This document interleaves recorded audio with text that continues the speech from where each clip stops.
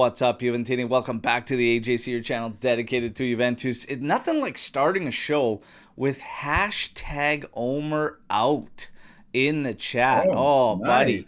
For once, it Wow. wasn't me delaying things, all right? Yeah, So I I think did it's the let first the one. army know we were running behind waiting for Omer, and they were wondering Hmm. what could be possibly taking so long when this guy last week just said he'd do a show naked. So, no, it's all good. A little bit of technical difficulties, but we got it sorted out. It's a victory show. We're going to have a lot of fun. There's a lot to discuss around it, as always. And yeah, there's even rumblings, some word on the street as far as rumors around Juve. We're going to tackle it all and have a lot of fun today. These guys got their segments ready to go. And yeah, hope you're ready for it, Army. Drop a like as you come in. And everybody that's tuning in from X, make sure you head over to YouTube and subscribe, because that's how you're going to get entered into this month's kit giveaways. For our members in membership status in Legends tier, you've got the 120th anniversary. And for all our regular subscribers, the brand new third kit with Keenan Yildis on the back. Good luck to everybody, okay? I've got Mas, I've got Omer with me. Mas, even under the weather. As, yeah, I know what it's all about with the family, a young family, and these kids, they're like pigeons, buddy. Always bringing home those germs. But still with us, ready to rock a victory show, man. How you doing, I brother?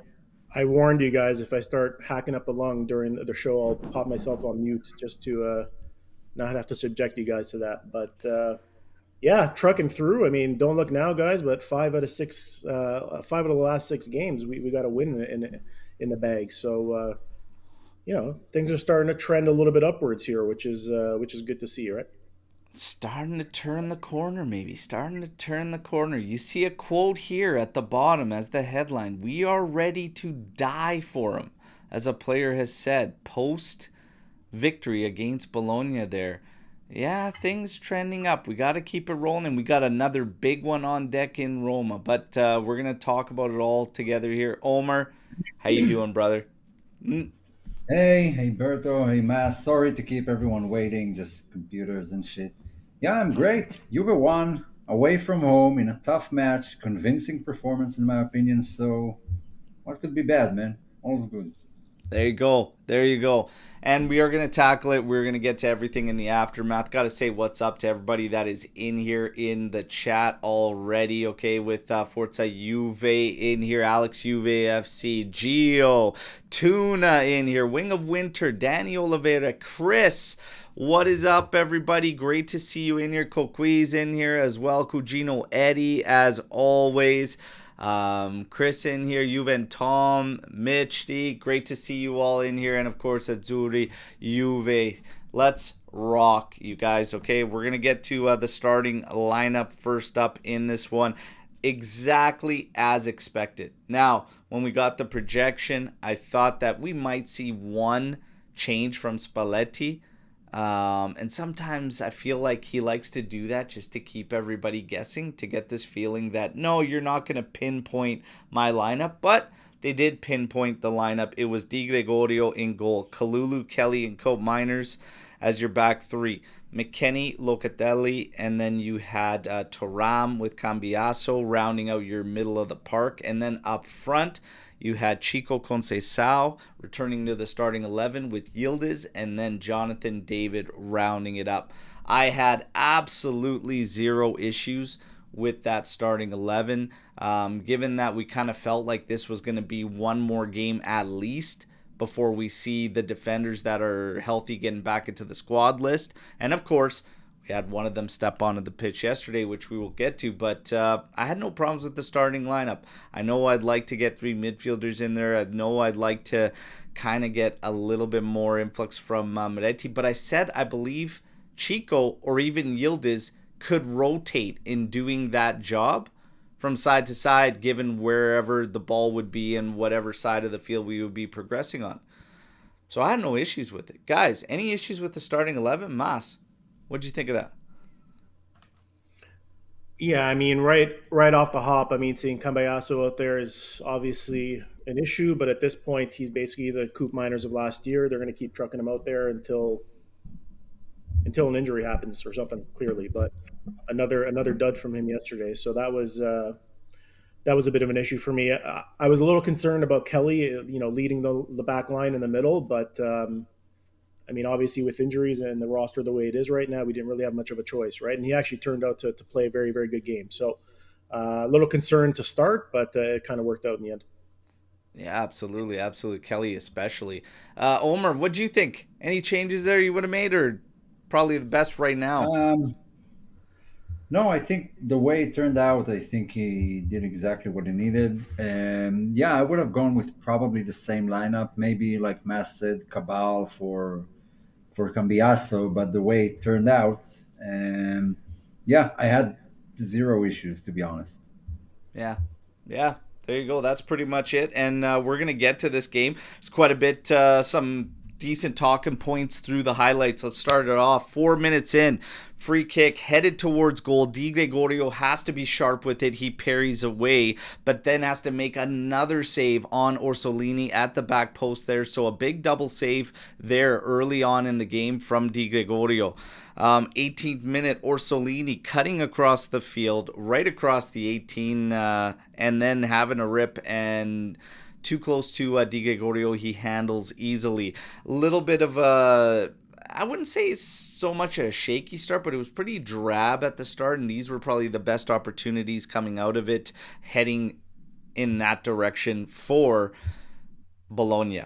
After about 20 minutes, I'd probably say 25-minute mark, Juve started to kind of grow in this, and then you started to see some decent sequence of us coming back at Bologna there.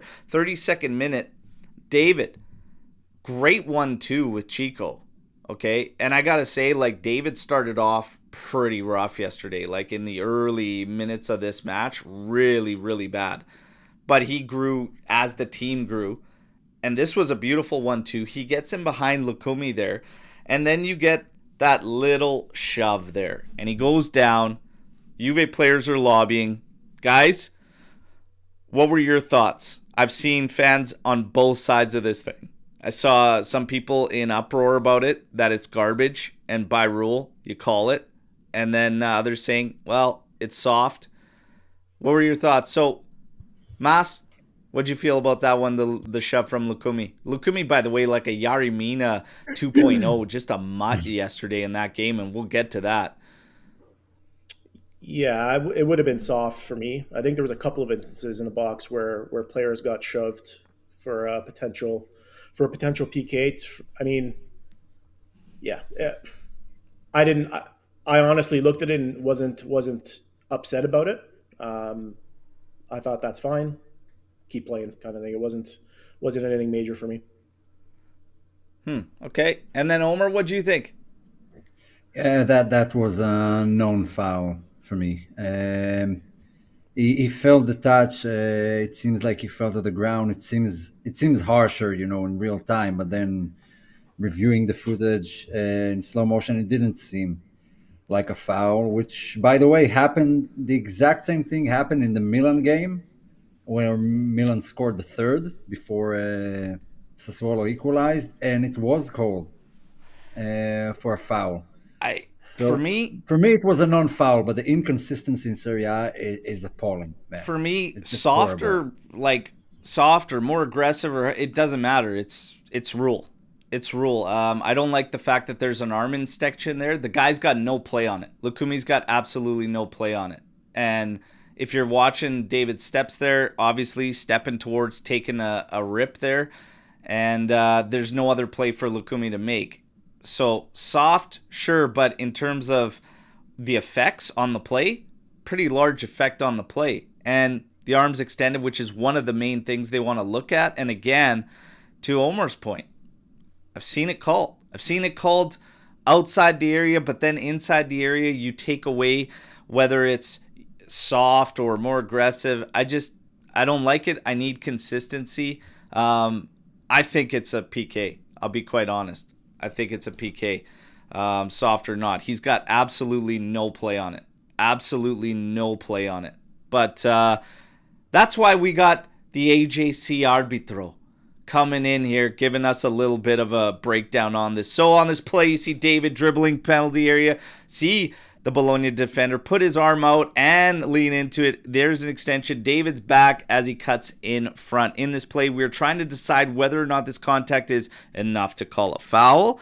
Did the defender just lean on David, or was it a full-on push? Was David's reaction justifiable to the type of contact?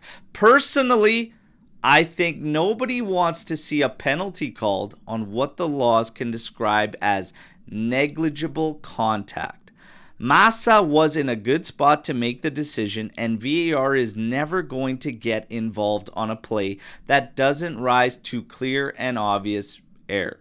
I think many want the call here, but that's because of the inconsistencies we have seen with these calls all season. No penalty is okay as long as we don't see the same thing given as a penalty against Juve. Get ready for that to happen, because it will. I promise you. So well, it did. He's pretty Pretty much spot on and said everything that we kind of felt as far as just inconsistency and whatnot. But we don't get that one. We move forward. 3 minutes later, David with a flick on for McKennie, who's on his horse trucking. He blocks the clearance from Ravaglia there, stepping in for the injured Skorupski, and then sets it up for David, who puts it into the empty net. 1-0, we're off to the races. Pump the brakes because McKennie's offside. But man, McKennie was trucking on that one. If he timed it a little bit better, then I don't think he actually gets to block the clearance from Ravaglia. So the whole play goes dead. But Juve showing signs of life, picking things up. 45th minute though, we had some decent sequences in there. Nobody's really getting chances. A little bit back and forth, but 45th minute, oof. We let somebody slip in behind. It was Zortea. He gets to tee one off, and originally on live watch, right off the crossbar. And then after watching the replays, massive, massive stop by Di Gregorio as he gets enough of that thing. And that thing was a screamer from point blank. He gets enough of that to just change the direction. It gets crossbar and out. Massive, massive. We're 0-0 at the half. At the half, the question was being posed in the watch-along. Changes. Would you make changes? I said absolutely no changes I would make at that point. I would wait till about 55th minute and see if we had to tweak things to go and chase a goal and get something out of there. Did you see any changes that you felt need to be made right at half? I said no. Omer? Yeah, the same as the starting lineup. Maybe Cambiasso for Cabal, but beyond that, there was no need for it. I feel like from the 20th minute on, Juve kind of took control. They looked more lively. They made it into the area, and things were clicking. Juve were clicking in attack. It just didn't have the end product, the final pass, so why break that down? It felt like the goal was coming. And Mas, did you see any changes that need to be made at half? Yeah, I wanted Yildis to go into the change room and take off his Lululemon leggings, which he ultimately did. So, I mean, come on, man. Leggings, really? Am I the only one that bothered? Well, hey, man, up here, especially out in eastern side of Canada, it gets pretty damn cold in the winters. I mean, I don't think you guys are rocking the leggings. We played in cold weather out here, and yeah, I'm not into that. But all joking aside, yeah, to Omer's points, I mean, I didn't feel worried going into the second half. I thought it was a pretty solid first half, and the only thing that was missing was a goal. So, yeah, it was good maintaining that lineup going into the start of the second half. No issues. Yeah. So one of the changes I was thinking about was actually Openda. I was thinking about Openda and getting him out there and doing the same thing we did, and sacrificing one of those defenders and make it work, or a midfielder, and just go into a back four, sliding Cope Miners up. Like, there's a lot of different ways we could have done it, but I said you might have to get a situation where Openda and David are both on. Now, of course, we'll get into what actually went down there. So we continue on. 62nd minute. This would have been an insane goal, an insane finish. Yildis popping this ball up and smashing it on a volley like inside the area there, all in one foul swoop there, only to hit that Mutt Hegem's chest and go out for a corner kick. But holy smokes, man. If he would have buried that, I would have, I was ready to run out of this room and go do a lap around the street. Like, I would have been losing my mind if that goes in. Would have been absolutely disgusting. Yildiz was cooking. Yildiz was cooking. Then we get to the set piece. I have been so livid with our set pieces, and I was shit talking the set pieces yesterday during the game as well. And then they line up for a short corner, and I'm ready to flip out. And here it goes. Chico and Yildiz on a short corner. It goes back to Yildiz, and he sends it in. And there is Juan Cabal, who actually did get substituted into this game, and he makes it 1-0 for Juve. Now, Cabal, we'll talk about it in the performances on the backside of this, but man, nice to see him score, but really takes you through the motions. And like I said, we'll get to it. So a set piece goal for Juve. Finally, let's go. 68 minute with Openda coming on. Okay, so he ended up substituting David, and he added just a different outlook, and he loves to just hunt. He just loves to chase. So he was kind of exactly what we needed at that point. So kudos to Spalletti. 68-minute Openda. He plays Hegem. Holy smokes, man. Plays it to a T on this one. Waits it out. Gives him the bump at the perfect timing. Gets him behind him there. Leaves him just dead to rights. And all he can do is foul. That's a red. That is as easy a call that even Massa can't screw up. Okay? Conceição, and then we'll keep going, so that's about as easy a red as you can call for any official. You also have a Chico Conceição cutback with an arm up high and everything. So fellas, we talked about the first one. Second one on Chico. Is that a PK? This was much more of a penalty for me. I mean, we've seen players get red cards for basically punching or slapping guys, especially inside the area, and then the aftermath of him trying to pick him up and then throws him down to the floor. That should have been a red card. He was ragdolled. That should have been, that should have been a fucking red card. They're both PKs. This one was even more so of a PK. And then what ensued was disgusting for so many reasons. But it was an absolute shit show. Massa is a joke. VAR is a joke. I don't know what feed you guys were watching, but the commentators on Fubo, they were trying to say, well, because he's shorter, normally the arm going across would be shoulder length, but because Conceição is shorter, how's he supposed to avoid that? I'm like, come on, man. Honestly, no. Foul's a foul. That's These guys laziest are just, excuse I heard. It's an absolute joke. That's an easy PK to call. It is a PK. And what ensued after was just embarrassing. I've said it a million times. VAR, all this garbage has made officials worse than they have ever been. In my personal, at least in Italy, speaking to the Italian league, it has made our refs so poor.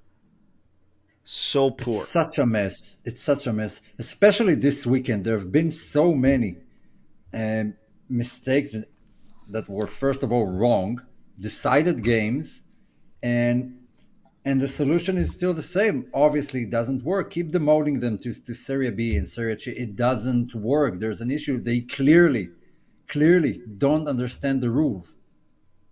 Because, it's been bad, but this season it's been like a whole new level of bad. It's just shambolic, and they do absolutely nothing about it. I'm sort of afraid for most of the match because I have no idea what's going to get called, what's not. I don't know what's a handball. I barely celebrate goals until I see that it's cleared. It's such a mess in Italy now. I think we've surpassed Spain. Like, it's been awful in Spain, but this season, Italy is up there with the worst of the worst. It's crazy. And it's absolutely crazy. Right? it's a lack of consistency, right? So It needs to be fair across the board, and it's not right now, right? because you they got have to no get idea what the to rules are. Arbitro, the AJC Arbitro here, okay, as talking on this play with Conceição. He says, we see this all the time where defenders try and reach out, slow down attackers. Generally, contact is negligible and doesn't result in a foul. However, when a player makes contact with another's face, the threshold for a foul is automatically much lower. Considering the defender initiated contact, Conceição had position on the ball over him and secondary movement of the arm made contact with Conceição's face. This should have been a penalty kick for Juve. I would be curious to hear the ref and VAR audio to see why they didn't intervene. So there you go, everybody. Don't hold your breath. And I'll tell you why they didn't intervene. It's because of the logo on one of the shirts. Okay. Now They like the older one. 76th. Welcome back, Gleison Bremer. A sight for sore eyes. He gets substituted into this game, so he gets his 14 minutes, 15 minutes, plus a little bit in added there, around 20 minutes. And that is a sight for sore eyes. Absolutely beautiful to see him back on the pitch. And Kelly moved as Colt Miners made way for Gleison Bremer. Kelly moved over to the left. Kelly was on a strong performance. It was nice to see them close it out with Gleison Bremer in there. 90th minute, we still have a chance to seal the game, everybody, okay? As they got a red card, they were down. I'll give Italiano credit and Bologna because, I mean, I wanted to see us really kill the game. We probably should have, and you talk about a PK that should have been called, etc. A few moments here and there. 90th minute, Openda. This is a play from Cabal making a run forward, slotting it over to him. Big save by Ravaglia to get down low and stop this one as Openda goes back to the short side post against the way Ravaglia is moving over. That's a big save. That's hard to get down that quick. I can't buy a goal, man. And I'll give Bologna credit because they went 3-4-2. They brought in Lord Berna, and they tried. And they were actually, coming back, having some opportunities. I wasn't fearful, but you know that when it's only one goal, one simple mistake, and it could have taken a solid win, a lot of positivity that you could carry into the next one against Roma, and it would have killed it. But thankfully, we didn't get to that point, and we didn't need these extra goals. But in the second half, Juve had 8 opportunities with 3 of them being big chances. And we also should have been rewarded that PK. It was a very solid second half, very business-like. I think the overall performance as a whole was great. But I want to see them kill these teams. So still, execution and the finishing needs to ramp it up. But I saw a lot of things I liked. And here we are on a victory show. Absolutely loved it. Bravo. Solid performance. Let's get to the stats. Let's get to the ratings. And then we're going to start dissecting this bad boy. Okay, so we're going to start with your statistics. Overall for this match, 49% possession for Juve in this one. They had 4 big chances created versus 1 from Bologna. And their one big chance was in the first half of play. They had 11 total attempts. Juve had 13 total attempts. In terms of goalkeeper saves, 2 saves forced for Ravaglia, 4 for Di Gregorio, who had a solid performance. Now we get to our ratings for our players.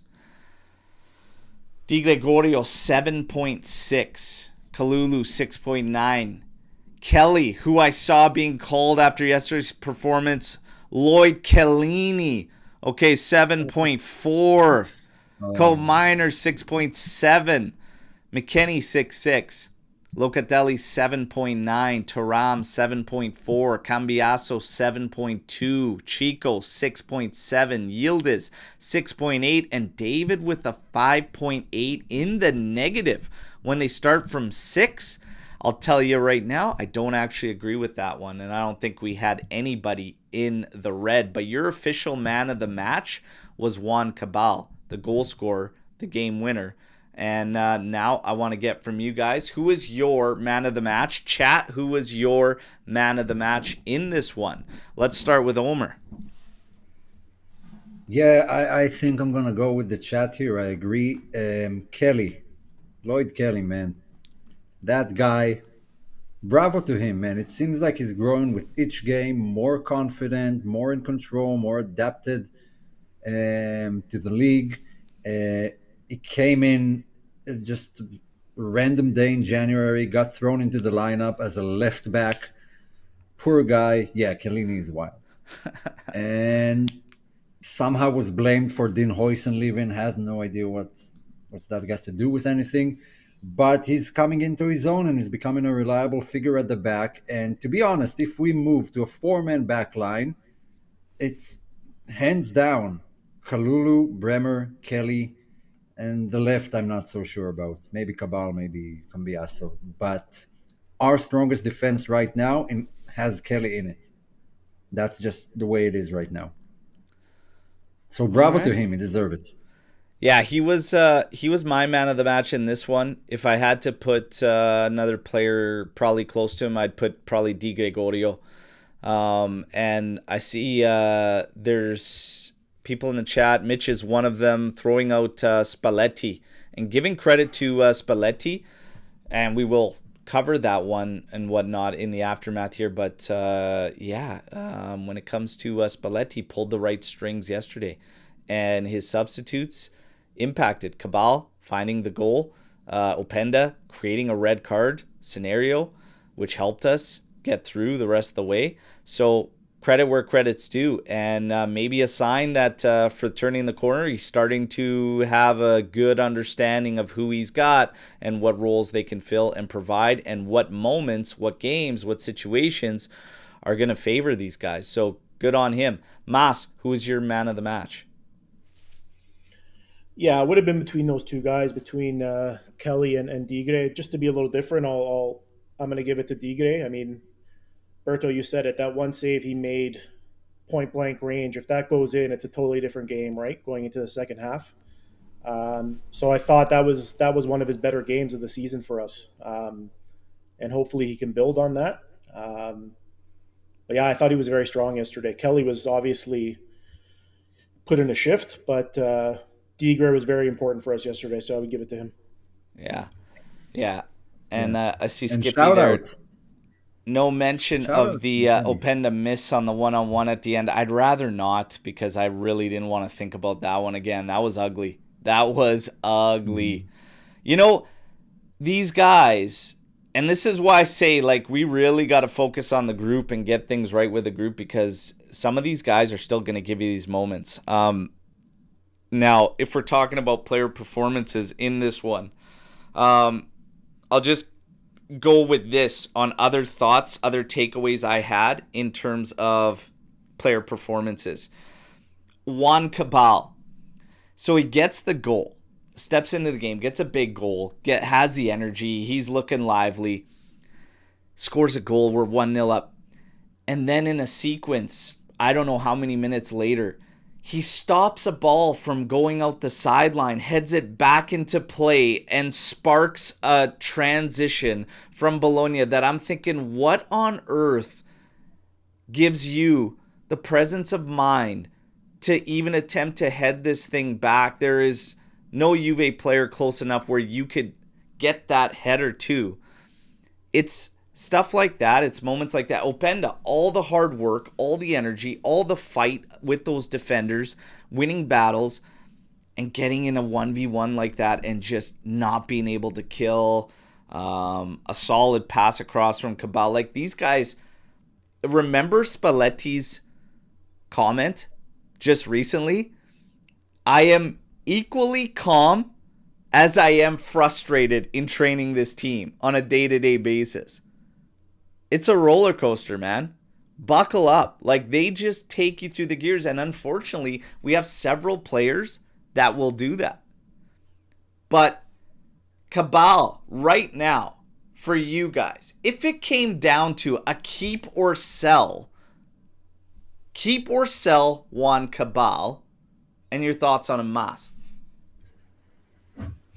Well, I wouldn't sell him now because I'm not sure how much money you would get back for him, to be honest. Listen, I'm traditionally a guy that says I'm sick of saying give a player time. but he literally just came back from a pretty major injury, and he was actually pretty decent last season. Before he got hurt. So I'm willing to give him a bit of time to see if he can kind of recapture whatever he had last season. And I'd like to grow his value a little bit more because right now I don't think you're going to get much if you unload him. To be honest. Yeah. Omer, if you had to make the call right now, where are you at with him? Oh, keep. Absolutely keep.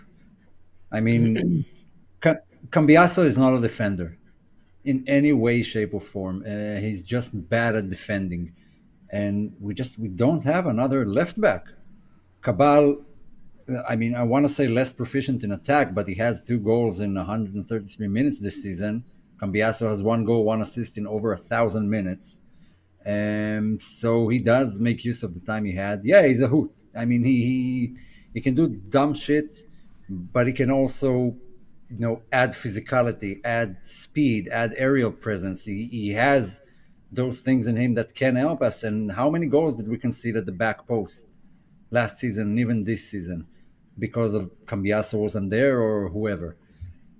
So yeah, I would absolutely keep him. We have 0 left backs, defending left backs, and you're gonna need that, down the line, the rest of the season. So yeah, 100% keep him. It's interesting to me how he's been so clear cut, like for a lot of the fans, where it's just like, no, he's junk, he is junk, like, and then other fans are like, no, you could see a player there, and like we're maybe clinging to how he looked last year, which was much, much better before the injury. I gotta say, he looked much, much better there, even just defensively, because that's kind of where he's looked shaky to me, is actually defensively.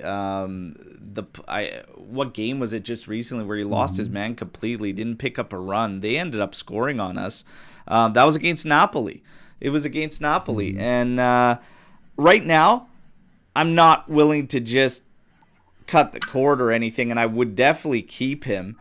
I think playing time right now is not as a starter. I say you continue to bring him into games and let him grow that way, and we'll see what we got and if he can become this guy that takes over the starting role. I know that Cambiaso, this guy just, it's not picking up. It's not picking up. There's not a lot of change. There's not a lot of impact coming from Cambiaso on either side of the pitch, I'll be quite honest. But I still wouldn't just rush and go to Cabal. So we got a little bit of an issue there on the outside, potentially, depending what happens and if we do in fact move to this back four. But the Cabal thing, you could see it split and it's divided. There's keep and there's a handful that immediately said sell. Gio, Matt, Wing of Winter, Coqui, all saying sell. And then there's Dells, Forza Juve, and us all saying keep. So we'll continue to monitor this guy, but I think that's the right play. Bringing him on from the bench for a while. Do you guys agree with that? Yeah, absolutely. I wouldn't start him right now. I don't feel the confidence for whatever reason. I don't feel the confidence in starting him off in matches. I mean, not against Napoli. That was a bold call because we haven't seen enough of him, right? And that's why I say, like, I'm just not there yet in terms of confidence to right off the hop. Like Roma, I'm not starting Cabal against Roma. No. You know? No, he's obviously not the finished product, not a complete player. He's coming after a long injury and then another setback. I do expect him to improve. He did do a lot of mistakes, but we need someone to push Cambiaso to make him be better. He can't be the only one. And right now, Cabal is who we have. I think he has some areas that he's good at, and I think he's going to improve. Perhaps I'll be wrong, and then you can all shit on me in the comments. But right now, I won't sell him, and I won't start him. Yeah. Not against Roma, at least. Not against Roma, and we'll get to the Roma match. Now, keeping in performances, I just want to say I think that was a step in the right direction for Thuram. I think Thuram looked a lot better than he has and was actually impacting the game. And winning the ball a lot and getting things moving for us, and looked pretty lively, more lively than he's been in a while. So that was a positive there. Dude, Chico is just a constant. This guy, like, it's awesome to see. Chico and Yildis and David. So we got to talk about David. David getting a harsh rating in the red. Did David have a negative rating on his performance from you? We'll start this one with Omer and then get to Mas. Absolutely not. I mean, it didn't have the best performance out there, but definitely not in the negative. I don't think he was that bad or anything. Had a goal chalked off or offside, too bad. But I don't think he was bad. I wouldn't put him above like 6.5, but I wouldn't put him in the negative as well. Yeah. And Mas, was he in the red for his performance for you? Yeah, I think 5.8 is probably a little low. If you're going to go in the negative, I think the player has to negatively impact the game, which I don't think he did. Yeah. But I was also pretty adamant that I didn't think he had a strong game. He was just kind of out there. I thought Openda made a much more of an impact when he came in versus anything David did in that game, personally. So I don't know, maybe a 6.2. I would have went a little higher, but I don't think it was a 5.8. Yeah. McKennie had a good game. McKennie had a good game. McKennie had a great game. Yeah. Great game and consecutive good games. He's got to play from the outside. Get him out of the middle of the park. Get him out of this advanced role. He plays as an outside. As an outside, he is very, very solid as an outside player. Okay? I don't want to give an outside player $5 million. If it is McKennie, though, and he's going to be this utility guy, but that's a different story. But he had a fantastic match. Fantastic match. I see some in the chat saying that, dude, Conceição was ass. I don't think he was ass. I'd have to disagree. When you get this guy and you look at the sequences in there that he was a part of that moved us up the pitch, and he should have got that PK, he was probing all game long. And the work that he did defensively too, like, he's relentless. He's relentless. Now we got to talk about the situation that Chico was involved in with Lukumi. And I'm going to make a statement here, and I want to see if you guys are on the same page. So I have a couple things that come out of this Chico Conceição and this Lukumi incident where we don't get the PK, but then Lukumi picks him up and slams him into the ground. Okay? Or drops him, whatever the hell you want to call it. It's complete and total bullshit. That nothing came of that. But it's also complete and utter bullshit that nobody on our team reacts. And nobody on our team steps forward, and nobody on our team has any balls to do something about it. And that's why we need, when I always say, we need at least one, if not two, assholes on the pitch. Okay? Who is the most likely to react to that the way we want to on this team? But Bremer, maybe Gatti, but I don't trust that he would do it in the smart fashion. Nobody's saying go and get a red card, Dells. Not what we're saying. Nobody even approached him. Nobody even said a word to Lukumi. Nobody even got in his face and said, get your damn hands off this guy. It's an absolute joke. We talk a lot about Juve not being feared. Teams will not fear Juve until they get one or two actual guys with balls on this team and assholes. I'm telling you, play will only give you so much. Persona, characters, those will get you that fear.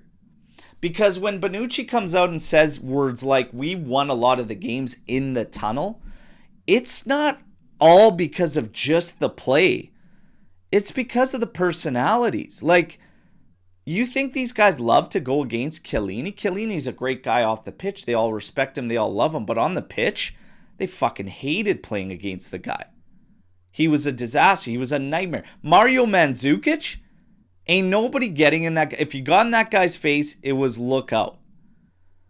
I'm telling you, this team will not be feared, in my opinion, until they got guys that have the balls to step up to this kind of bullshit. And we have to. I will remain firm on this one. We have to get a couple hard-nosed players, like hard-nosed guys. Yeah. Yeah, I mean, yeah, it was during an attack and they weren't planning to stop. I would have stopped. Like, remember in the World Cup where when Paredes kicked that ball on the Netherlands bench? Yeah. What did Van Dijk do? Oh, he ran from the him. back line, ran all the way up and chest bumped the first guy saw, like, out of the picture. He rammed him, and was that a red card? No, it wasn't. Why wouldn't someone do that? Why wouldn't someone go and stand face-to-face with Lukumi and call him out, stop the play, make a fuss about it? Because Chico was also punched in the face in the area. I don't care anymore. Just go make teams not do that against you. It's so easy to do it against us because just no one steps up. And to be fair, it was said here in the chat, and I agree. That's the issue I do have with Locatelli. Although I praise him a lot, as the captain, you should be the first one up when shit like that happens. Agree 1,000%. 1,000%. That's where agree. It disappoints me. Yeah. Someone in the chat called him a wet noodle. That was good. You gotta do something, man. This reminds me of when Malinovsky, that mutt, went hard in on Yildis. Yildis is down, and he gets up in his face and is yelling like this far from his face, okay? And our guys are just watching it happen. We're soft. We're soft, lads. Toughen up. Get some balls. Get in this guy's face. Lukumi, are you kidding me? Come on. Sack up. That's not Lukumi. That's not Lukumi. That's the other asshole completing his, adding some more money to his payroll. You wouldn't convince me. I won't be fooled. Lukumi and Yaramina are the same guy. It's the same guy. It's the same guy. That's a new tin hat conspiracy theory here, okay? Yaramina and Lukumi are the same player. Now, the second part of this whole situation, does Juventus need to start making a stand against the officiating and what's going on in games? Would you like to see Juventus start to take a stand and maybe speak up more on what's happening? Mas. Yeah, what do you mean by take a stand? Start to speak about it. Even if you're going to get fines, do you want to see some people that aren't Spalletti or players start to maybe point to the feeling and the vibes around some of the fan base are that these guys are still using Calciopoli to be afraid to make calls or make decisions for Juve. But Mas, would you like to see the team speak to errors? We have had multiple games where officiating groups have been demoted, okay, and penalized for those games that have cost us points, okay, clear, obvious errors. And then you have situations that arise like yesterday that is now being highlighted by everyone everywhere with Lukumi and Chico Conceição. Do you want to see the team speak up over it? Listen, I've never been a guy who did the whole ref thing and blame refs after games. For me, it's always been on the pitch, figure it out kind of thing. But I will say, even if someone in management, upper management, were to come out and say something, which, let's be honest, guys, that's probably not going to happen because nobody on our team says anything, ever. I think that might actually make it worse, to be honest. I think it might just put a target on our back, personally. So for me, I'd rather them not say anything, to be honest. Yeah, I would like them to say something, but I would like them to say something and address it, and I would like all of Serie A to do the same. Because to be honest, it doesn't feel this season directed at Juve. Every match I watch from Serie A is just a horror show of refereeing. Every match, it's a problem across the board. Juve should complain about it when it happens to them, and all the other teams should as well, because you can't continue like that. Nigai says it won't help speaking about Yeah, it. it will get Well, us fines. Yeah. what's helping by not doing it? I'm going to just say this on my own behalf. This is just my own personal opinion. I would rather see us make comments about that than see Elkan come out in a Juve hoodie, not knowing what to do with his hands in a video, talking about passion and love for the club and all this, and we're not selling. I could have done with just an official statement clearing the air saying we are not for sale to Tether or anybody. The majority shares will remain with us. It is part of our family. It will forever be. Thank you. End of discussion. But when this stuff continuously happens and our players, our coach are questioned, and they don't have the balls to say anything because they don't want to deal with the fines. Look, Tether, even you guys, Paolo Arduino, you're such a massive fan. Here, come on, boys. I'll pay your fines for you, okay? You're throwing around money like it's growing on trees. Guys, let's step up because doing nothing isn't changing anything. It's time to add the pressure. It's time to add the pressure to these guys to wake up, smarten up, and start calling these games legit. Because it's a joke. It's garbage. One of the reasons it still happens is because they haven't talked about it for like years now. 3-4 years, barely a word. I know Allegri was very much against it, and he never talks about referees. He just yells at them on the pitch. But it's nothing new. Maybe if they would have done something earlier and pointed it out in recent seasons, then we may have been after it. But we're still in the middle of it. And honestly, I don't see it getting any better. But I think that's because they feel it's a detriment, right? I don't think they feel like it's helping them in any way for them to come out and say something. It shouldn't be from the players or the manager because then the fine is on them. And they have like the media consultants and whatever. No, it should come from the top, from the guys who can afford to have like, these fines. And I'm always the guy that's, figure it out. Play. You still have to figure it out on the pitch. You still have to overcome it. You still have to play. None of that changes. And the message to these players remains the same. It's amici di nessuno. That term comes from what we've seen time and time and time again. But eventually you hit a boiling point. And I would say it's at a boiling point. I would say it's absolutely ridiculous how more often than not, it's us that they are afraid to make decisions, key decisions with. The refs are poor in Italy in general. All the teams are dealing with. But when you have multiple games consecutively that big things are missed and errors, and there's been multiple demotions already in a span of 15 matches? Are you serious? Mm-hmm. Yeah, I'd be okay if they start to shine a light on it. And you know what? There's other guys in Italy doing it. Why can't we?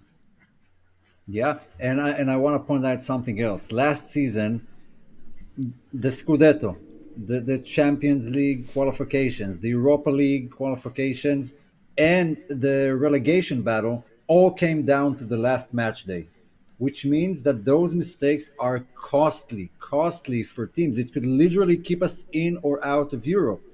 And there was a mistake at an Inter match last season that probably cost them the Scudetto. They lost it by 1 point at the end of the season. I mean, those things have major effect on the rest of the season, especially when no one is taking the lead and it's that tight between everyone. So, something's got to change because it's not like just it happened and it passes by and it has no effect. And the biggest thing for me is walking that fine line where you don't open up a situation. Like, it's got to be navigated properly, and the message needs to be clear to the players. Like, we are fighting this fight so that you guys don't have to. When you're on the pitch, you fight through everything. You play the game normally and whatnot. We don't go at the officials in the game, etc. It's not an excuse for you. We're just fighting this fight, so that you guys don't have to. And even Spalletti doesn't have to. Because you can't open up a window where now these guys attack every official over every call and throw their hands up on everything. We don't want that, right? But for the Elkan, if he wants to come in, send a message, just say, hey, you know what?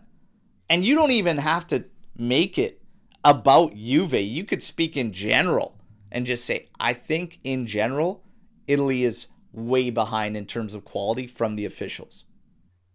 Something so simple. Like that. It needs to be better. Subtle hints. Don't even tie it to a game, etc. Talk about instances. Way too many instances that aren't consistent in punishments, etc. Just start putting some pressure and rattle that cage. Rattle that cage. Now, keep it in moving here. One other thing in key performances, Keenan Yildis. I'm going to say this, and I've said it a million times. Keenan Yildis must occupy the central space on the pitch. Yep. Agree? Disagree? Mas? No argument there. It was awesome yesterday. Yeah. He's just a joy to watch, man. He's been in the last few games, he's been phenomenal. Absolute joy to watch, unpredictable. Everything he tries, almost everything succeeds. He should have had a few more goals, but he's just so fun to watch, man. He's got the right mentality, physique, athleticism. The guy is balling, man. All eyes are on him. I mean, we got to sort that contract out because all of Europe is looking at him right now. Yeah, and it's good. It's good to see because he had a bit of a lull there for about 3, 4 to 5 games where he wasn't playing at the highest level. We were saying, is he tired? It's what was going on, but he was also playing out wide, right? So you can see now with him playing more centrally, he's got more confidence and everything is basically, flowing through him. So, there's not much more you can say. The guy's a baller, right? He is so talented. He is so good. He is playing really, really, really strong. As of late, he had a little bit of a lull there. He's back. Fully back, looking like himself. You got to get this guy on the ball as much as possible. And when he's central, that's what happens because he can help the right side as well as the left side. And that was happening yesterday. And it was a pleasure to see. Just a joy to watch. Awesome stuff. He's got to be in the middle. It's got to be in third in the league. Third in the leagues for goals and assists combined. Yeah. Just after Lautaro and Nico Paz. So the guy also delivers numbers. Well, I saw a stat. I think the last two years, other than Yamal, in terms of young players, he's the player with the most goal contributions combined in the world. Yeah, I saw that. I think that's in 2005, like the calendar year. Aside from Yamal, above 20 goals and assists, he's the youngest one aside from Yamal. 2025. So 2025. Yeah. 2005. I don't think Yildis was. He was. He was born that year. Born. He was born. Yeah. Born. Yeah. Conceived. Pulling up the stats that imagine newborn. Pulling out those stats. Let's rock. Okay. Now, the lineup. If we do believe this, okay, and we're going with Keenan Yildis central, if that's where we want to see him and whatnot. Bremer, obviously, back in action yesterday. We're going to find out, and we're going to wait. We have a good amount of time now until we face Roma. That's the next match. That's going to be a big one as well. Big points up for grab, as were these big points that we come out and take, moving us to 5th. We have Roma and Como, going at it today. Which will obviously have implications. How do you line us up against Roma if we assume that Bremer can then start that match? Do you expect that Bremer will be ready to start, or do you think it's another cameo for him? I wouldn't start him, to be honest. So Mas says don't start him. No, I think it would be rushing him back, to be honest. I want to baby this guy a bit. Give him some cameo appearances before we get him going. That's going to be a tough game. It's not going to be an easy one, right? So to ask that's a lot to ask of him coming back. Okay, so I would assume it's either Bremer's a lock or we go with the back three again, Mas, is what you're thinking? Yeah, I mean, it looked good yesterday. I mean, okay. I have no issue with that. If Kelly's going to bring out a performance like that, leading the back line at the central position, I have no issues with that. Okay. And Omer, what do you think with Bremer there, and how are you thinking we should line up with Roma? I wouldn't play Bremer. No need to rush. The issue is Coop Miner suspended. That's why Yeah, we gotta shake things up a bit. I was hoping I could say that, but we're in an issue. We have an issue if Coop Miners can't play. I think he's yeah. just been doing wonderfully. What would I do? It's a tough one. I have no idea. Like I'd start Rugani before I'd risk Bremer, to be honest. But seeing how Spalletti plays, I think we're gonna see Cabal there, um, and the rest just Kelly and Kalulu. Having said that, I'm not that afraid. Roma's attack is a shambles. They have 15 goals this season. The next team to have 15 goals is in 13th place. Who is it? But they Torino. have the second coming of Christ in Sule. What are we talking about here? Yeah, they probably did, but The Sula probably bottom makes good feeder. coffee, man. He's a Does hoot. well against the junk teams. But wait, now he'll score against us. Bank on that one. Because I said that. Nice. Listen, yeah, there's some interesting decisions to be made. Coat Miners with that suspension, that's going to actually hurt. That is actually going to hurt. Is Do Gatti you, back? even if, How long is let's Gatti say back? Bremer can't start, do you still think about the back four because of Coat Miners' suspension? No, no, I wouldn't because after Roma we have a very nice run of games like Pisa, Sassuolo. I think Cremonese is in there, Cremonese, yeah. Cagliari, and that would be the time to really start implementing it. Just get the win against Roma at home, and then you have peace of mind to really think about it. We also, because of the African Cup, I believe there are no Champions League games. So now we have a week between games. There's a lot of time to prepare for guys to rest. So don't rush it. Like you tried to rush something against Napoli, and look how that turned out. Yeah. Beat Roma, and then you can start trying whatever you want. Just get that one over the line. Let's say everybody's fit. What are you thinking? Because we're obviously hearing about a 4-3-3 or of some type of variation. Let's say all your guys are fit. What do you personally want to see as the Juve lineup?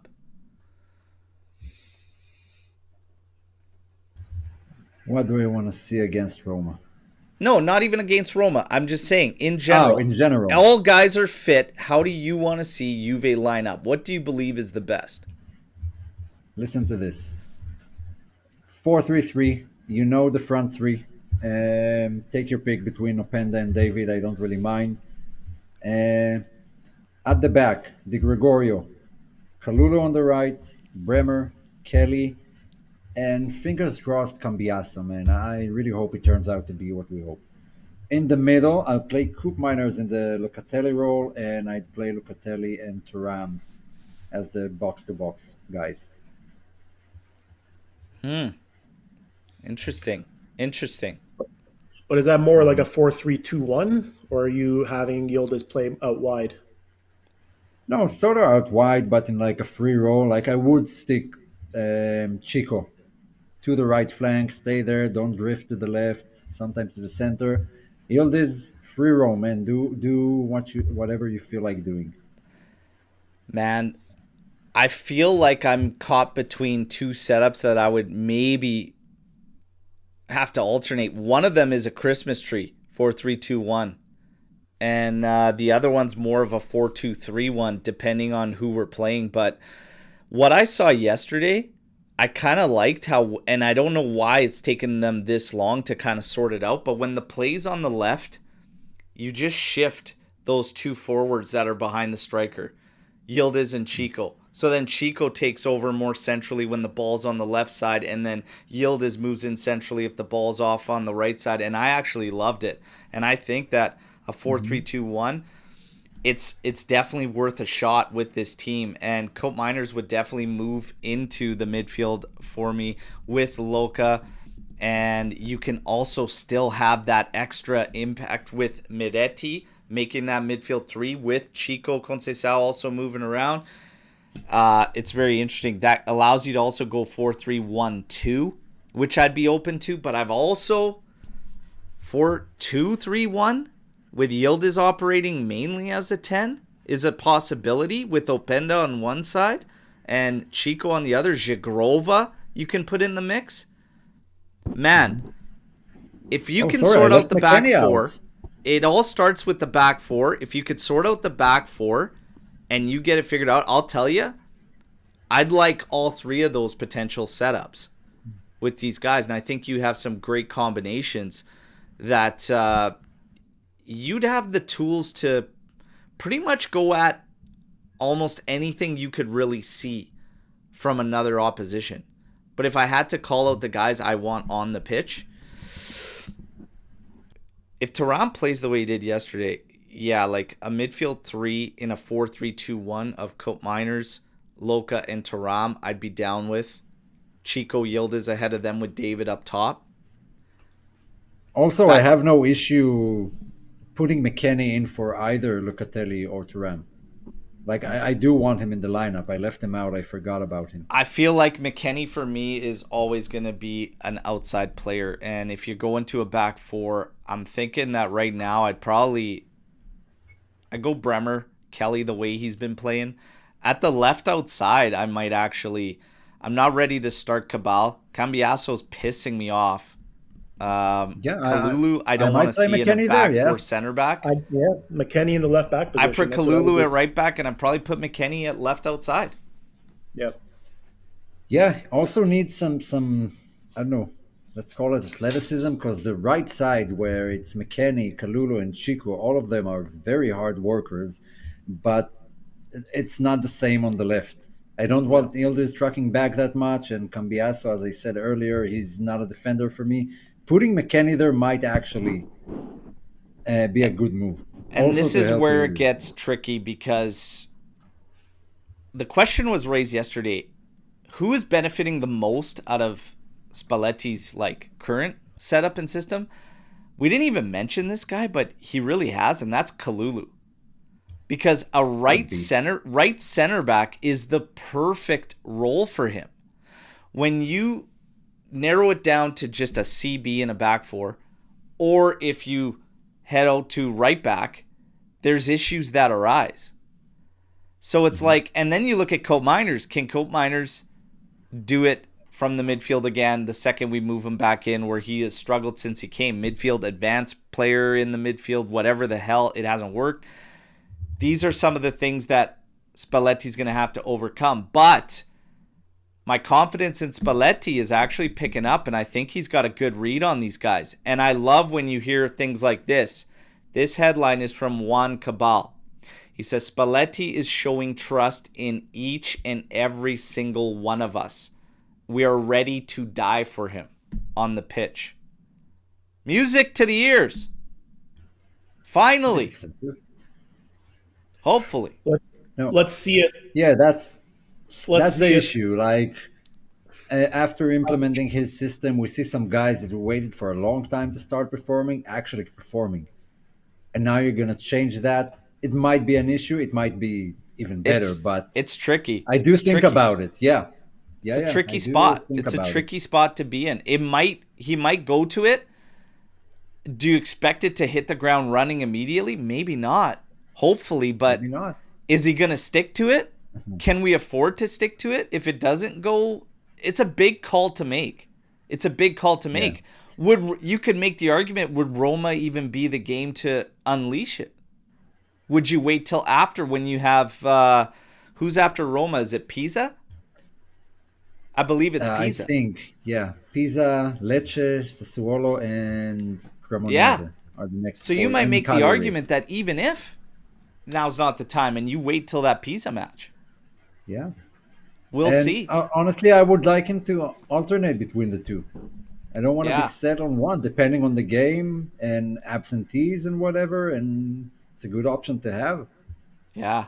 Now, we've got a ton to tackle. We want to get some Storm the Barn in. These guys got their segments ready, too. We're going to have some fun. We're going to start off with the bald statements. Omer, take it away, my friend. The music is en route, by the way. Music is en route. Oh, really? Yes. That's music to my ears.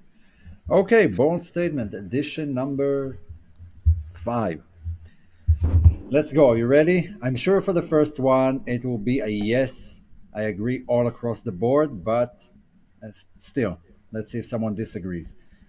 Pavel Nedved did not deserve the Ballon d'Or he got in 2003. Absolutely, he deserved it. Abso-fucking-lutely.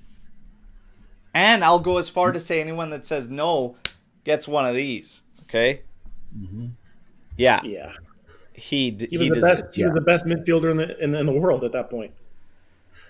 Yeah, I strongly disagree with the statement.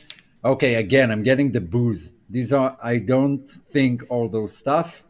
I just pose the question, then I'll give my reaction. My reaction is that it was absolutely deserved. The Ballon d'Or it has become like a stat-based trophy. It should be the best guy for the best team in Europe that season. Juve were the best team in Europe. They lost because Nedved wasn't there. And he was the best player at Juve that season. That should be the metric. I don't get it like, oh, Henry scored 100 goals and another 1,000 assists. I don't give a fuck. His team didn't win shit. Yeah. It's really that simple, man. I'm sorry, but I've never gotten this one, and I hate the fact that it's always getting thrown out there and Henry was robbed, etc. Mm-hmm. No. Fuck that. Nedved, wholeheartedly and let it go, that. Man. It was in 2003. Let it go. I've never really heard that debate, to be honest. So always? Are you serious? I see always. It in a while. It pops up. Wow. I swear to God, okay. I see it like once every 4 months out there. Mm-hmm. It's awful. Yeah. It's awful. And that wasn't the Invincible season. The Invincible season was 2004 afterwards. Yeah. Okay. Next one. Guardiola would never make it in a club with a small budget.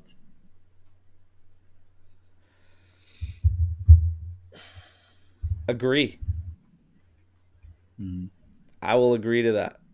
I don't think it'd be pretty. What do we consider making it? Are we talking winning Champions League, winning a league? Taking I don't want to give PL teams because they all have money. Let's taking an Atalanta and making them the best team in Italy. Listen, I got a lot of time for Pep. I mean, he's been blessed with some pretty insane rosters. I'm not going to argue that. But I think from a manager standpoint, I think he's pretty high up there, man. And I think he'd be able to do well with any team he went to be honest. Yeah, I don't know, man. I don't. We've never seen it, right? So it's hard to kind of, but yeah, I don't know, man. On one hand, yeah, he's a great coach. He always comes up with new lineups and new tweaks each season. But it took him about 400 or 500 million euros till he figured out his back line. And when it doesn't work, then they go and buy 3 new players until he figures it out. It's really hard to say, to be honest. He's never done it. What he did at Barca was out of this world, absolutely amazing, probably the best team ever. But I haven't seen it. I don't know. He's been really blessed with the rosters he have. I will disagree. I think he's good enough. I think that he's not. I'm not saying he's a shitty coach by any means. In disagreeing, I don't think like making it like. If he was at a smaller team, like I don't see it. Like he's gonna take what are we talking here? What's the jump? Like he's gonna take Bologna into like perennial Scudetto winners and like challenging in Champions League? I would say no. Like I don't see it. You could argue that with any of the top managers in the world. Right? Yeah, well, that's exactly why I'm saying he wouldn't make it. I don't see it happening. Like, a coach is strong, but I don't see him taking a team and, like, exceeding objectives or expectations for that team without getting insanely talented players because I've never seen it, and I just don't think he can because of his style of football. His style of football requires so much fucking technical ability at every spot that I don't think he could do it because these teams couldn't fill that. If those teams didn't have the money to fill that at every spot, it ain't going to happen. If you look at his game and how he wants to play, that's why I disagree. But he is a good coach, sure. Fuck, he better be when you're dumping that much. Okay, next one. Well, I'm being divisive today. Let's see how that turns out. Cristiano Ronaldo wouldn't have had the same impact as he did at Man United if he completed his move to Juve in 2013. Well, wait a second. Okay, so Ronaldo would not have had the same impact on United? On Juve, the same as he did at Man United.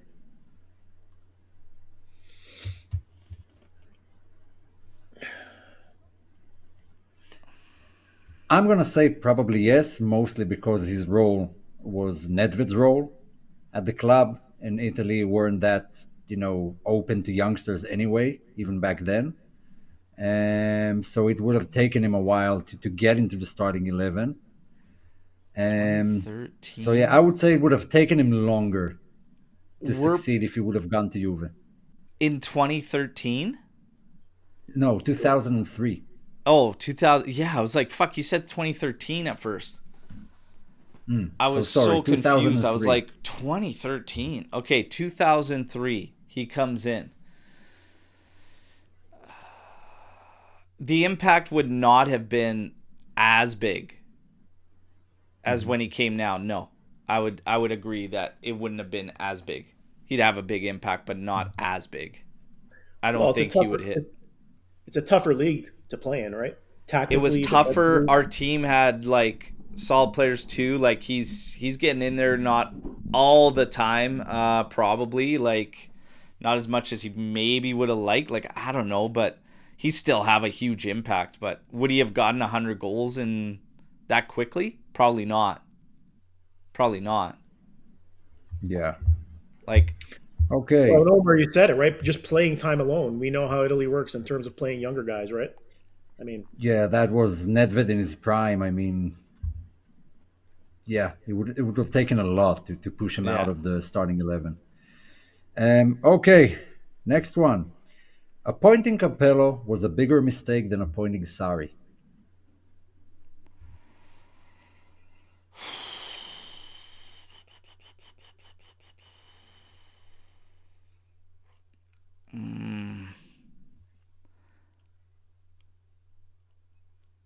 Sarri was a big mistake. Mm-hmm. Sarri was like Plan D. He was. I would say I disagree. I disagree. I don't think Capello was the best Juve could have signed at the time, but it's not as bad as Sarri. Yeah, I gotta say Sarri was a bigger mistake for me. Mm-hmm. Okay, next one. Swarit, if you're still in here, yes you are. This one is for you. These five players have had a bigger legacy at Juve than Federico Chiesa. Alvaro Morata, Zlatan Ibrahimovic, Inzaghi, Vucinic, and Iaquinta.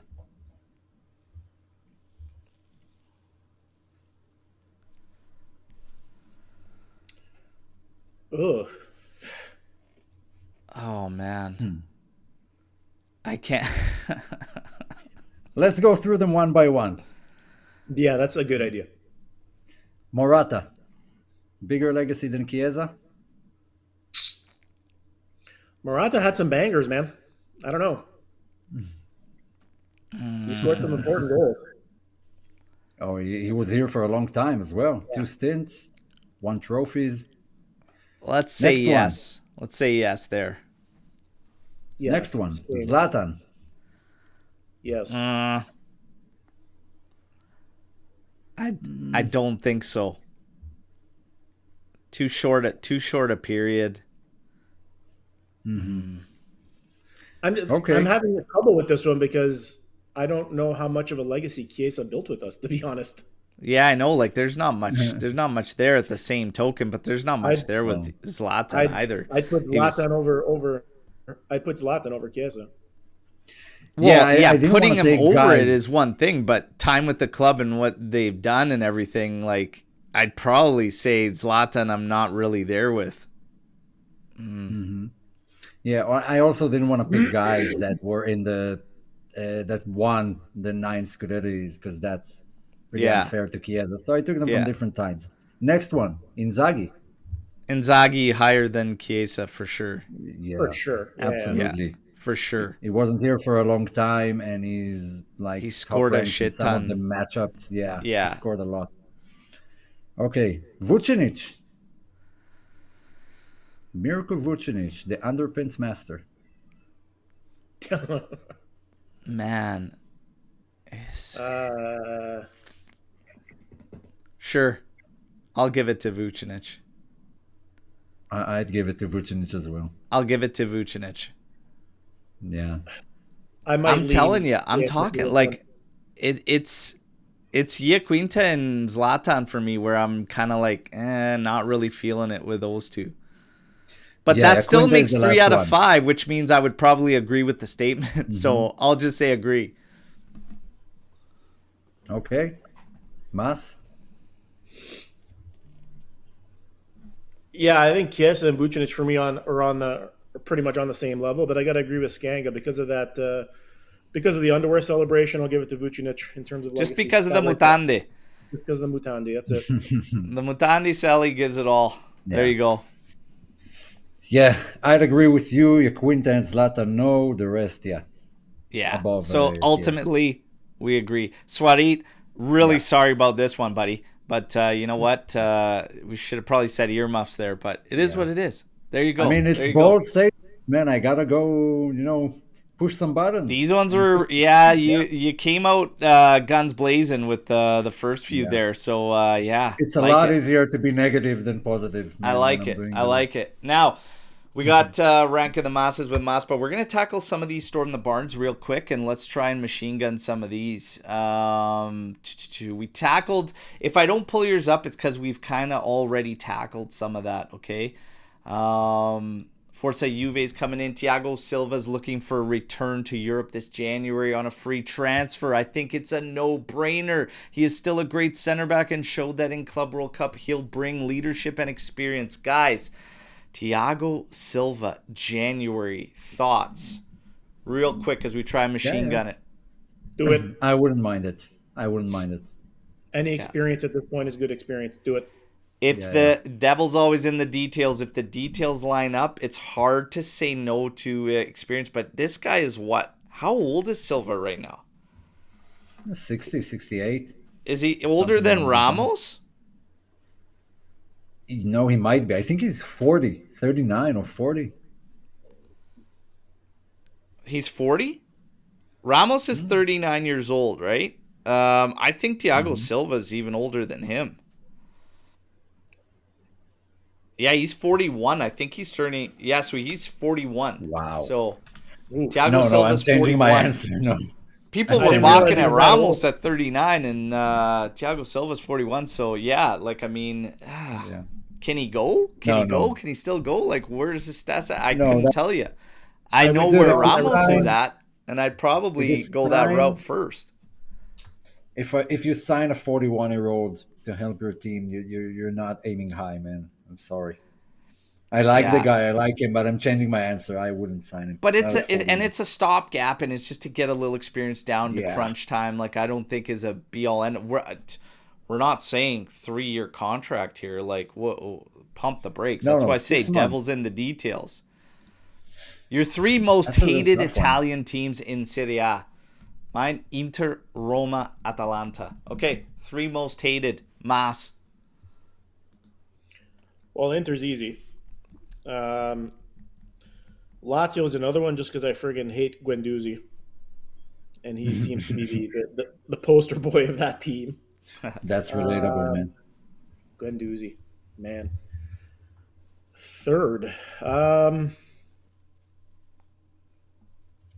I don't know. I don't really have one to be honest. Like, Yeah, I'm with Trim here. Inter, Napoli, Fiorentina. Absolutely. I would love if Fiorentina would go down, and I can't wait for Camiso to blame it on Juve because they bought all his good players after bragged about Juve built our training facility or whatever. Just wait. Write it down. The second they get yeah, demoted, he's going to blame Juve. Fiorentina. I forgot about them. They definitely round out the top three for me. Yeah. So Just based on the history. Inter for sure, Fiorentina for sure. Napoli, I think their fans are a joke, but I don't really care about their team. I always hated Sassuolo. I fucking hate Sassuolo. I don't know what the hell it is. I hate Sassuolo, but I hate Napoli him put recently. them in there since I hate their fan base. Like, and the funny thing is, my cousins that'll be tuning. Yeah, you guys are part of that year fan base. I tell you. Mhm. Let's So flip it. Let's flip it. Three favorite teams. Favorable teams from the league. Juve, and Juve. Fuck them all. Michi di nessuno. Shock. Yeah. Okay, let's go. Next one. Next one, we have a she got. I don't like any of these mutts. Hey, you answered for all of us. Yeah, let's go. Bremer in the team, increased confidence, significant degree, true or false? Bremer in the team increases confidence to a significant degree, true or false? I True. wouldn't say to a Absolutely. significant degree. I'd say to a large degree. How could it not? He's the best defender on your team and possibly the best defender in Serie A. So your team gets Oh, it was exponentially better with him in the roster. it Yeah, was evident under Tudor. The minute he came off, they all lost confidence. yeah. I it's a no brainer, and everybody. I've always said this. Like, you get that confidence on the pitch from him at the back, and it helps everybody ahead of him too. Yeah. And it's night and day. Easily, that's a true statement. Now, let's go. Mitch saying, problem with Italian football. Look at the stadium we played in yesterday. Thank God no stands came off during the game. With the infrastructure, you can't run a top league. Yeah, I mean, I I don't think mean, any of us are going to disagree. Um, it's pretty the damn list of bad. reasons, the list of reasons to not consider Serie A a top league is astounding.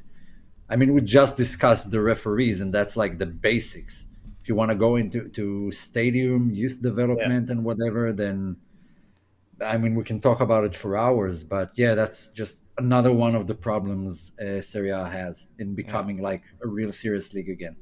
You got to feel pretty ripped off if you're paying for a front row seat behind the net at that stadium and you're like a mile Yeah. away from the turf. It's ridiculous. Yeah, it's Like I pretty don't know it's if it's pretty an rough. unpopular opinion, but I hated the Delle Alpi. I like the new stadium so I much more. yeah. It's nice when you're on top of the action and you're on top of the pitch Yeah. like that. It's much more intimate. It's a way better way to go. I loved Dele Alpi, but I mean I like it better. I would have got Mhm. if you could get that size stadium with it over the pitch like that. Beautiful. You've achieved perfection. Who gets it today? Yari Mina 2.0 Lukumi. That's who gets it, Oh, Swati. absolutely. Okay, And couple of Rocky. mutts.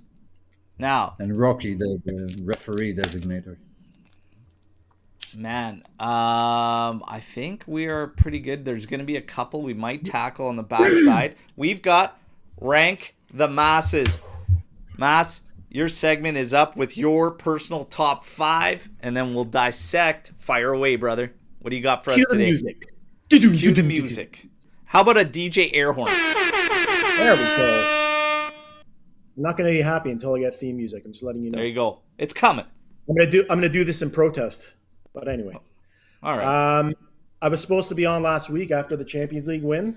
I had one lined up, and then something happened. I couldn't be on, so I'm gonna recycle that one for this week. So Can you shortly explain it, what it is before we start? In terms of the segment overall, or Yeah. the topic. No, Oh, no, the segment. the segment's pretty simple. So every time I'm on, I'm going to take a topic, Juve specific topic, unless I decide to go sort of off the grid kind of thing and do something special like around Christmas or something comedic. I don't know, but typically it's going to be Juve specific, and it's going to be a top 5 ranking on a certain topic. Again, Juve specific. Okay. So, Okay, cool. so again, we're coming off that Champions League win last week. So today we are counting down the top 5 Champions League performances by Juve players of all time, Ooh. in my opinion. And you guys get to dissect afterwards. So number 5, Paulo Dybala versus Barcelona, 2017 quarterfinals, first leg. So I'll quickly recap this. 2 goals in 15 minutes. One a quick turn and left-footed shot to the far posts. The other a first-time curled finish. 2 beauty goals. Remember that shit like it was yesterday. Dybala was arguably at his prime at this point. He was firing on all cylinders. Allegri had Juve firing on all cylinders. And that I think that win was pretty much the catalyst to making the final that year. We're not going to talk about how it ended because obviously we know, but that performance, amazing. Number 4, Gigi Buffon versus Barcelona, same game, first leg. As good as Dybala's performance was in that game, Buffon's performance could possibly go down as one of the greatest performances in Champions League history in terms of goalkeeping. He, if you look at it, he shut down, the prime Messi, Suarez, Neymar, right? Again, calm, decisive, flawless, and he was a general back there. We all know that. He led the line, and he was just amazing. So he's my number 4. Number 3, Zidane, 96-97 group stage versus Ajax. People tend to look at this as the game that pretty much announced Zidane as the world's best midfielder, I would say. If you look at the highlights from that game, I don't know if many have seen that game in the group here, but the entire game flowed through him. Juve won that game 1-0. Zidane got the assist on the winning goal from Del Piero on that one. He was just a machine. Bottom line, no more to add to that. Yeah. Number 2, we mentioned this guy earlier today, Pavel Nedved versus Real Madrid, 2003 semifinal, second leg. Before I say anything here, let's just agree that if he didn't get suspended for the final, we win the Champions League that year. Agree? Yeah. Probably, right? Yeah. So this one is probably reviewed as one of the greatest performances by a midfielder in Champions League history. He was amazing. He pressed, he created, he scored a world-class goal. He essentially carried Juve into the final. It's just such a shame that he wasn't able to perform in that final game due to the suspension. So, and then number 1, Alessandro Del Piero versus Real Madrid, 1998 group stage. So let's just say this. Anytime you get a standing ovation from the opposing team's fans, you're clearly doing something right. So 2 goals in that game. We all remember it. Gold jersey, sticking out the tongue, just bangers. This was Del Piero at a world-class level. It helped Juve to progress to the knockout rounds. Not much more you can say about that. He was the guy at that point in time. And this game just kind of showed, his class throughout. And then just quickly an honorable mention, Ronaldo, 2019, Atletico Madrid. He bagged the hat trick to overturn that 2-0 deficit. I was thinking of kind of putting him in the top 5, but he just kind of missed out. But that game itself was wild as well. So Yeah. that's it, guys. Man, I gotta say, I don't know if I really would change the ranking too much. I feel a certain, Like, I think I'd be comfortable locking in with that in the order that it's in. I'm thinking that maybe, just maybe, it's tough because Gigi can have a top 5 Champions League performance ranking to his own. Just on his own. Yeah, of course. Yeah. So it's really hard, but I feel like the Dybala one, based on like the team and who we were up against and where everybody saw the game, like almost might be maybe a 3 on that list, just because like Zidane, like Juve was the balls at that time. You know what I mean? Yeah. And like such a strong, like there was no gap. Like Juve was walking into these games as one of the best in the world. So it's kind of like, I don't know, it makes me feel a certain way about taking it. But other than that, man, that list is spot on for me. Omer? Yeah. Um, I would push the CR7 hot trick in there. Yeah. I'll find the way. I think that was just phenomenal. Like That Who do you take Atletico. out though? I didn't believe he would live up to the hype. It seems like a big hurdle at the time, but he pulled it off, man. And I would So throw out which one some do you more. I take mean, off to get it in there? I would probably take off the Zidane performance. Oh, man. And I would Yeah, probably chalk it maybe. off.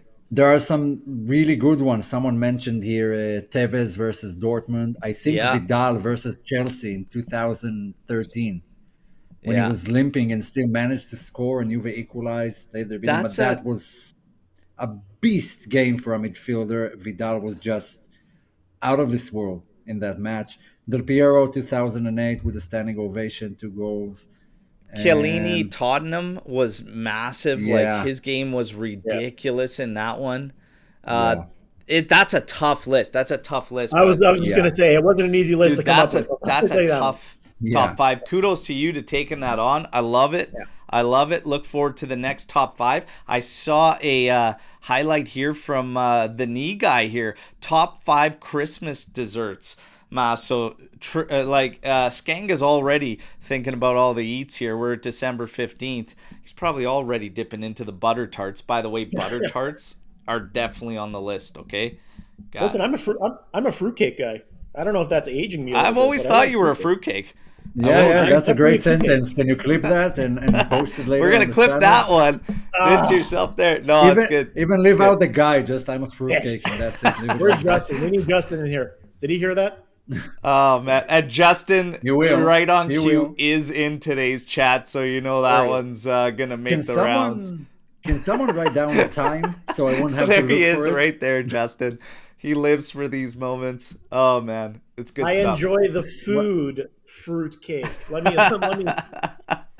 Man, you're making it worse. You're making it worse. All right. Oh, Can we this cut that was in post? amazing. That was amazing. Oh, Moss, we love you. Cut We that in love you. post. All right. Yeah. If you had to sell a player from the current Juve squad, who would it be and why? So I guess you can only pick one. You're first up to sell. Why or who is it? Oh. It needs to be a good one, someone that will also generate some money. Like I can say Kostic, but Yeah. a bag of peanuts would suffice. Yeah. Okay, I would sell Adzic. Okay. Listen, Yeah. the truth of the matter is, outside of Yildis, I mean, the value on some of these players is very, very low. You're not getting much back. I think there's an elephant in the room that has to just be said. It's Cambiaso for me. I think I wouldn't give up on him that early. I'm not really feeling it.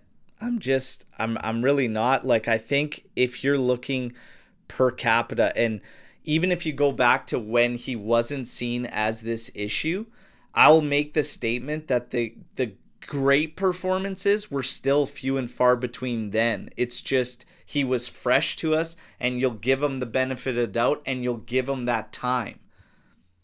He's had a lot of fucking time. You know what? Like, you convinced me. It's too I'd few go and far Cambiaso as well. between, even through that period of time. Like, we've already been at the point where we've given him the patience and we've said grow. And the fact of the matter is, like, it's just taken a dip, and I haven't seen strong enough signs that he's coming back. Yeah, So I keep think if Adzic. there's I'll go solid with money you. to be made there, I think I'm comfortable saying goodbye. You know? So who would you guys like to see? Who would you like to see Juve sign if they sell Cambiaso as your left back? Like a realistic one. Oh, man. I think for me, I'd like to see Nuno Tavares. Yeah, I'd be okay with Nuno Tavares. I'm thinking back here. There was Oh man, we haven't had a lot of outside player links as of late, so I'm trying to think back to the names that were out there. But Nuno Tavares would be a great one. I'd have no issues with that. I How do you think there feel about was Guerrero from Bayern? We've been linked to him a few yeah that times. one. He's older though, no? How old is he? Yeah, 20. yeah. What is he? 27? He's I thought not he was super older. old. Could be. I have 27, no idea. 28, Let's I check. think. 26 to 28, I think, for Guerrero. Yeah, I mean, I gotta look at the names. I can't remember because it's been so long since we've been linked to outside players. Nuno Tavares I'd have no problems with that one. You know, guys are calling out Udoji there, I but wish Udoji will be awesome. Great signing. I'm not sure we can buy from Tottenham. yeah. They But yeah, they I did think pay a hefty think fee for him. Cambiasso is that guy right now where it's a good influx of money. The value's taking a hit. It's not going to be to what it was last January when the whole shitstorm started. But yeah, I'm not really seeing him take that next step, take that level. But what's frustrating is the past couple times he's shown up for the Azzurri, he actually like looks really, really good, and it's pissing me off. It's pissing me off. Let's see when he shows up for them the next time, or let's see what he does No. in these games coming up here. But yeah, Palestra is a good show too. I mean, we're linked to him. I like him, but I mean, But he was right-sided, wasn't he? he is right-sided. Yeah, you still have to sort something out Yeah. on the left, like with this team. So Yeah. and So Tavares Guerrero is is left-sided. 31. What? Guerrero is 31. 31. Yeah. Whew, Yeah. it's way off. Do you know What who's a about guy who's Alfonso actually having? Davis? Yeah, that would be nice. A guy who's actually Yeah. having a pretty decent season and a throwback. Spinazzola, I wouldn't mind, to be honest. Oh man, never wanted to say goodbye in the first place with that guy. I'm telling you, man, Spina. Listen, And now I he's got actually the silver touch, you know, Oh, yeah. just like us fathers. Okay, got the silver touch. I don't Yeah. know if he's a long-term solution, but I wouldn't mind that, to be honest. I really Which game was better for you guys, Barca 2017 or Dortmund 2015? Barca, and it's not even a discussion, man. Yeah. That was the competition MSN, one was of so the much higher. best attacks ever. Like it's unbelievable we beat them because we lost to them in a final like a year before that, Yeah, Yeah. and it was pretty insane. that 2 was years before that. awesome. It's Barca, and like Omer said, not even close. Not even close. Guys, we thank you. We're going to wrap up on that note. We got Roma on deck. It's the same around here. We ain't going anywhere. And we're getting closer to the holidays. Might do a little holiday special. And I'm going to let you all know I have a holiday surprise, okay, that's going to be coming out for all of our awesome supporters. Guys, drop a like. Feel free to clip anything. Have fun with it, okay? We appreciate all the support. But yeah, that was a Don't flip the big win fruitcake. against Bologna, and now we got another big one against Roma. Okay, it's always a pleasure. You too. Okay, Mas, Omer, fantastic work. You guys, we'll keep you in the loop on the news, and then we got Roma, and yes, same as always, match day live, and then a watch along for that one. Okay, and the giveaways, they're live. Third kit, Yildis on the back for our membership. Legend status, 120th anniversary. Good luck. And again, congratulations to all the recent winners that got kits going out. Adam, Maddie, we got Chris. Your kit has arrived. It is being sent out. Okay, we got Tuna's kit that has arrived, getting sent out. Congratulations, everybody. All right, we love spreading the love. Okay, and on that note, amici di nessuno, Serie A, get your damn shit together when it comes to officiating, okay? You guys get the te. Yarimina, now we know, is also Lukumi. Te, right there. Okay? And And Swarit, Swarit really thinks I deserve one. Swarit, I love you, man. So I'll take. there the was te. hashtag Omer out just because of technical difficulties. Hey, when it's victory shows, Yeah. these guys want to roll. That's the way we fire away. But you guys, fantastic You're stuff. right. Till next time, fino alla fine, Forza Juventus. And Rocco Comiso, don't think I forgot about you, motherfucker. There. Oh, relegation's going to look sweet for you, you bastard. Love it. Take care, Love it. everybody.